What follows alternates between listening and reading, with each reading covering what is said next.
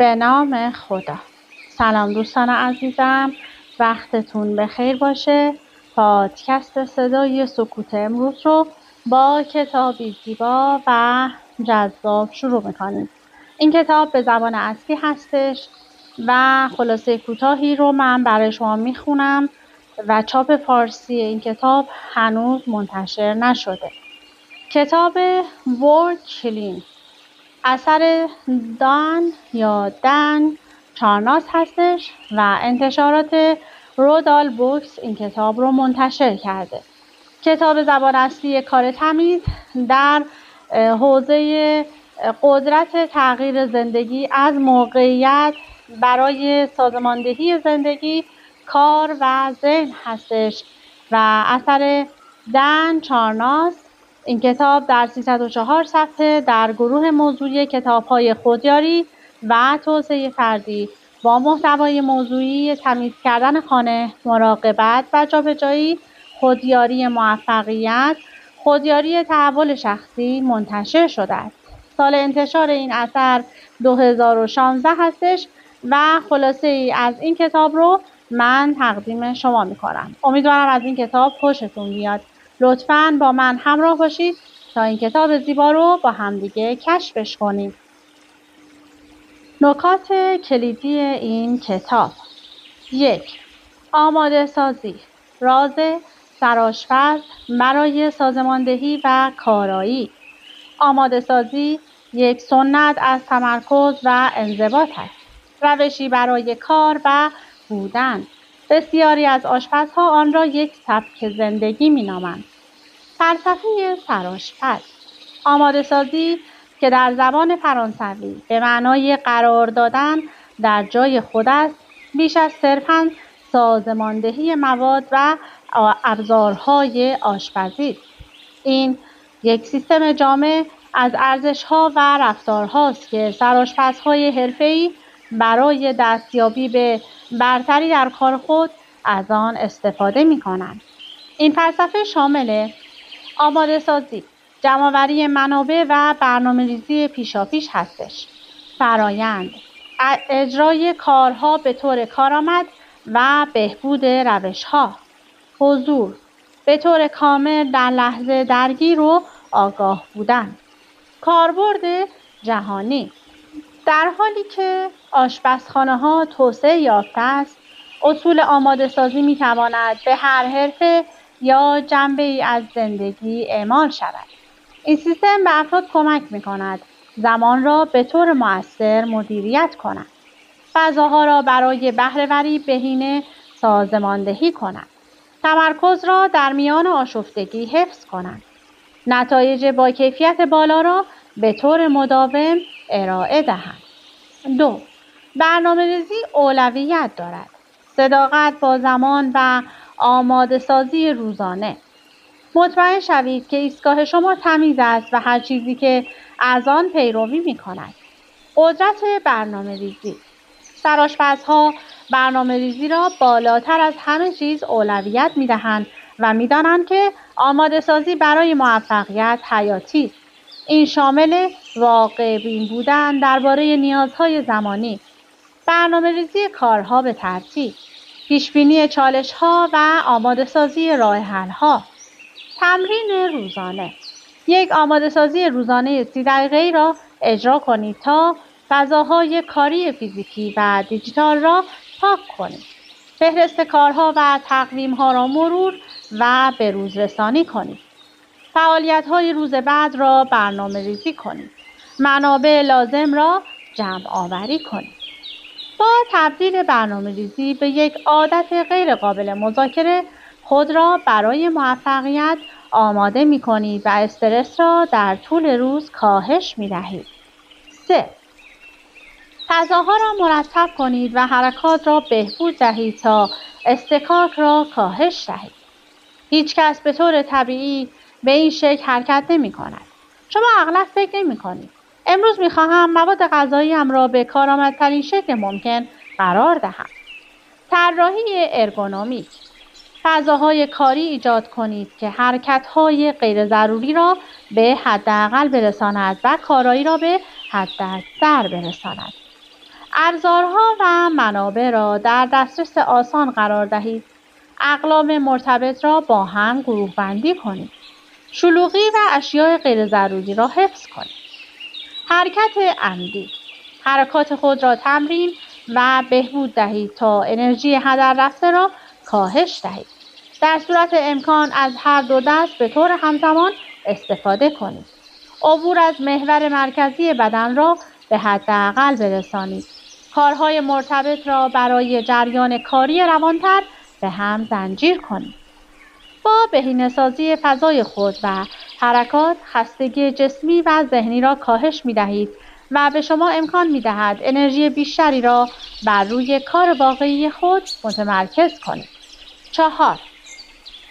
در حین کار تمیز کنید. سیستم خود را به طور مداوم حفظ کنید. اگر نمی‌توانید تمیز کنید، نمی‌توانید آشپزی کنید. شما به همان شکلی که به نظر می‌رسید آشپزی می‌کنید. نگهداری مداوم. منتظر نمانید تا آشفتگی‌ها جمع شوند. در عوض در حین کار تمیز و سازماندهی کنید.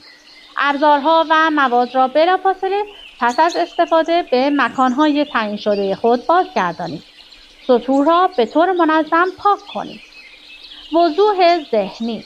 یک فضای کاری تمیز ذهنی روشن را ترویج می‌کند.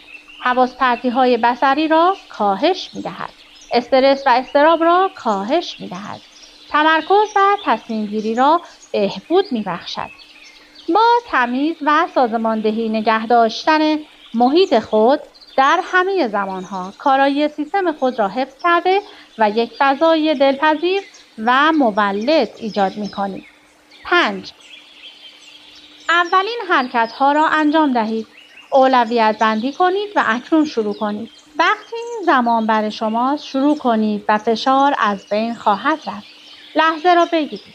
تشخیص دهید که اقداماتی که اکنون انجام می شود تأثیر بیشتری نسبت به آنهایی که بعداً انجام می شود دارد. پروژه ها را بلافاصله شروع کنید. حتی با گام های کوچک. از اولین حرکت ها به عنوان جایگزین یا یادآور برای کارهای آینده استفاده کنید. فرآیندهایی را به حرکت درآورید که دیگران می توانند روی آن کار کنند. دیدگاه دوگانه زمانی. تفاوت بین زمان غوطه‌ور، کار متمرکز و تصفیه و زمان فرآیند، به حرکت درآوردن چیزها، واگذاری و مدیریت. با انجام اولین حرکت‌ها و تعادل این دو نوع زمان می توانید بهره‌وری و کارایی خود را چند برابر کنید. 6. اقدامات را به پایان برسانید. پروژه‌های گیر کرده را تحویل دهید و باز کنید. پروژه‌ای که 90% کامل است، 0% کامل است، زیرا قابل تحویل نیست. ذهنیت تکمیل. یک انگیزه قوی برای به پایان رساندن آنچه شروع کرده اید ایجاد کنید. تشخیص دهید که کارهای ناتمام انرژی ذهنی را مصرف می‌کنند. از مقاومت و خستگی عبور کنید تا به تکمیل برسید. قبل از حرکت به کارهای جدید انتهای باز را ببندید. تکنیک‌های باز کردن. موانع پیشرفت را شناسایی و حذف کنید. کارهای بزرگ را به قطعات کوچکتر و قابل مدیریت تقسیم کنید. از چک‌لیست‌ها برای پیگیری و تکمیل فرآیندهای چند مرحله‌ای استفاده کنید. با به طور مداوم به پایان رساندن اقدامات و باز کردن پروژه‌های گیر کرده، حرکت را حفظ کرده و نتایج را به طور قابل اعتماد تحویل می‌دهید. آهسته کار کنید. شماره 7. تا سرعت بگیرید. به طور روان و پیوسته کار کنید. دقت بر سرعت مقدم است. سرعت کنترل شده. در برابر وسوسه عجله کردن مقاومت کنید. حتی تحت فشار. به طور عمدی و روان حرکت کنید. ابتدا بر دقت و کیفیت تمرکز کنید. اجازه دهید سرعت به طور طبیعی از طریق تمرین توسعه یابد. تکنیک‌های آرامش بخش. نفس‌های عمیق بکشید تا خود را متمرکز کنید. فضای کار خود را تمیز کنید تا نظم و تمرکز را بازگردانید. کارهای پیچیده را به مراحل کوچکتر تقسیم کنید.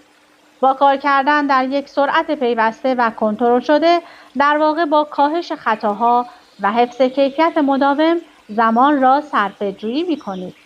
8. چشم‌ها و گوش‌ها را باز کنید.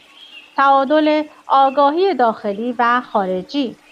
سرآشپزها هرگز نمی‌دوند، زیرا همیشه در جای درست در زمان درست هستند. آگاهی موقعیتی. توانایی تمرکز شدید در حالی که از محیط خود آگاه هستید را توسعه دهید. از همه حواس خود برای جمع‌آوری اطلاعات استفاده کنید. گوش دادن و مشاهده فعال را تمرین کنید. نیازها و مسائل احتمالی را پیش‌بینی کنید. استراتژی‌های هماهنگی. محرک‌ها برای اطلاعات یا رویدادهای مهم ایجاد کنید. از نشانه‌های بصری و شنیداری برای هوشیار ماندن استفاده کنید. تمرین کنید که تمرکز خود را بین کارها و محیط تغییر دهید.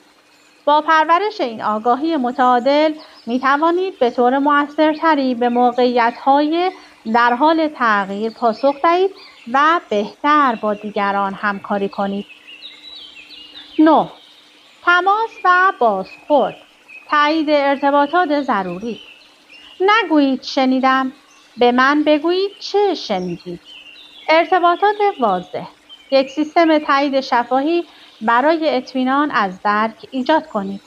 از زبان خاص برای انتقال اطلاعات استفاده کنید. جزئیات مهم را برای تایید درک تکرار کنید. یک واژگان مشترک برای کارها و موقعیت‌های رایج ایجاد کنید. جریان اطلاعات کارآمد. ارتباطات ضروری را اولویت بندی کنید. از زبان مختصر برای انتقال نکات کلیدی استفاده کنید. کانال‌های واضحی برای انواع مختلف اطلاعات ایجاد کنید. با اجرای یک سیستم ارتباطی قوی، خطاها را کاهش داده، هماهنگی را بهبود بخشیده و اعتماد را در تیم خود ایجاد می‌کنید. 10. بازرسی و اصلاح. خود را ارزیابی کنید و دیگران را راهنمایی کنید. تسلط هرگز به دست نمی‌آید. این یک حالت مداوم از ارزیابی و بهبود است. بهبود مستمر. به طور منظم کار و روش‌های خود را ارزیابی کنید. از دیگران بازخورد بگیرید. اشتباهات را تحلیل کنید تا زمینه‌های بهبود را شناسایی کنید. با تکنیک‌ها و رویکردهای جدید آزمایش کنید. ذهنیت مربیگری. دانش و مهارت‌های خود را با دیگران به اشتراک بگذارید. بازخورد سازنده و حمایت ارائه دهید. محیطی ایجاد کنید که یادگیری و رشد را تشویق کند. با ارزیابی و بهبود مداوم کار خود و کمک به دیگران در انجام همین کار، فرهنگی از برتری و بهبود مستمر را ترویج می‌دهید. 11. استفاده کامل. به همه منابع ارزش دهید و هیچ چیزی را هدر ندهید. اگر حیوانی را می‌کشید، باید همه آن را بخورید. این فقط مؤدبانه است. آگاهی از منابع.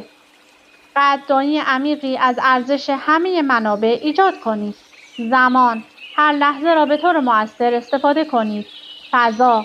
چیدمان و ذخیره‌سازی را بهینه کنید. انرژی. تلاش فیزیکی و ذهنی را حفظ کنید. مواد. ضایعات را به حداقل برسانید و استفاده‌های خلاقانه برای ضایعات پیدا کنید. رویکرد جامع. تأثیر گسترده‌تر اقدامات خود را در نظر بگیرید. راه‌هایی برای به حداکثر رساندن کارایی و به حداقل رساندن ضایعات جستجو کنید. بهره‌وری را با پایداری متعادل کنید. با پذیرش ذهنیت استفاده کامل، نه تنها کارایی خود را بهبود می‌بخشید، بلکه به یک روش کار و زندگی پایدارتر و مسئولانه‌تر نیز کمک می‌کنید. 12. به کار تمیز متعهد شوید. سیستمی برای زندگی. فقط آماده‌سازی روزانه خود را انجام دهید و همه چیز به جای خود خواهد افتاد. یک پارچه‌سازی سبک زندگی. کار تمیز را به عنوان یک رویکرد جامع به زندگی بپذیرید. اصول آماده‌سازی را به همه زمینه‌ها اعمال کنید. کار، خانه و شخصی. عادات و روال‌های مداوم ایجاد کنید. برای تعادل بین ساختار و انعطاف پذیری تلاش کنید.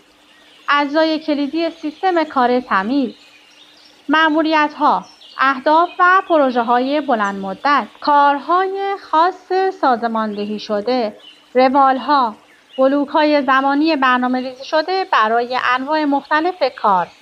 با تعهد به سیستم کار تمیز و یکپارچه‌سازی اصول آن در زندگی روزمره خود، پایه‌ای برای موفقیت پایدار، کارایی و رشد شخصی ایجاد می‌کنید. این خلاصه رو همینجا تمام می‌کنم و نوشته کوتاهی رو در مورد نویسنده کتاب دن چارنز برای شما می‌خونم. دن چارنز نویسنده و تهیه کننده چند وجهی است که به خاطر کارهایش در زمینه هیپ هاپ و تحلیل صنعت موسیقی شناخته می شود. کتاب او با عنوان بازپرداخت بزرگ به عنوان تاریخچه قطعی از کسب و کار هیپ هاپ محسوب می شود. چارلز یا چارنز نوشته خود را با کتاب کار تمیز به حوزه بهره‌وری و سازماندهی گسترش داد که تکنیک‌های آشپزی را به موقعیت‌های مختلف زندگی اعمال می‌کند.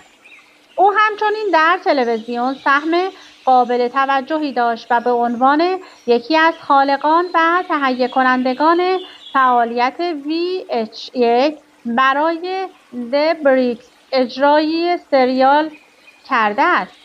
در حال حاضر چارلز در منهتن زندگی می کند و به عنوان استاد همکار در مدرسه‌ای به ویژه در NYU دانشگاه تیچ هنرهای مؤسسه کلایو دیویس موسیقی ضبط شده مشغول به تدریس است.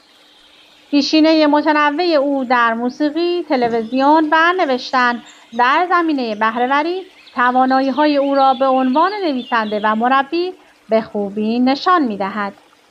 خب بیشتر از این کتاب زیبا در اختیار من نیست.